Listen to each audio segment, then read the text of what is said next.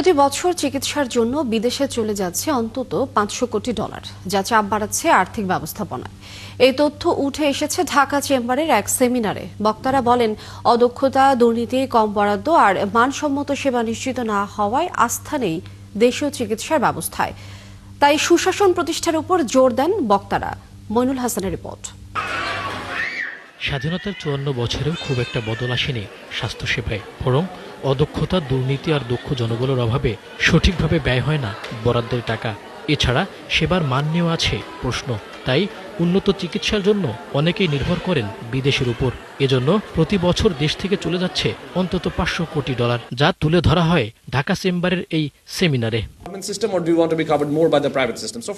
বলা হয়, দেশে বর্তমানে স্বাস্থ্যসেবার বাজার $1,500 কোটি, যদিও তা মাথাপিছু হিসেবে অনেক কম। এমনকি প্রতি 1000 রোগীর বিপরীতে নেই একটি হাসপাতালের বেড। দেশের মোট বিশেষায়িত হাসপাতাল ও ক্লিনিকের অর্ধেকের বেশি ঢাকা বিভাগে। ফলে কাঙ্ক্ষিত সেবা থেকে বঞ্চিত বড় একটি জনগোষ্ঠী। সারা বাংলাদেশে যা আছে ওটার মানে ঢাকার বাইরে যেটা আছে 3000 সামথিং, ওটার অ্যারাউন্ড 50% কিন্তু ঢাকার মধ্যে। So 75% of doctors in Dhaka, 70% of population is rural.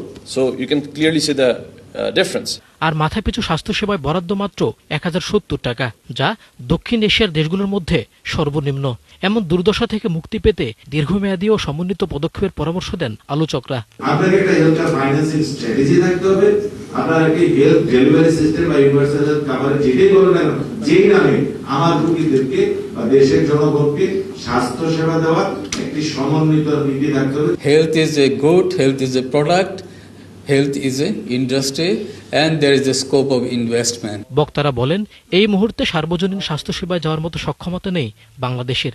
তবে প্রযুক্তি, পরীক্ষাগার ও দক্ষ জনবলের উন্নয়নে বিনিয়োগ বাড়ালে বিদেশে যাওয়ার প্রবণতা কমবে বলেও মনে করেন কেউ কেউ। গুণগত মান নিশ্চিত করতে একটি শক্তিশালী হেলথ রেগুলেটরি ফ্রেমওয়ার্ক গড়ে তুলতে হবে, যেখানে হাসপাতাল, ক্লিনিক, ল্যাবরেটরি, ফার্মেসি কার্যক্রম নিয়মিত audit, licensing, renewal, performance reporting এর আওতায় পরিচালিত হবে। তো বাইরে যাওয়া সেটা কমে যাবে যদি আমরা কোয়ালিটি অ্যাসিওরড সার্ভিস এবং একটা ডিসেন্ট্রালাইজড মডেল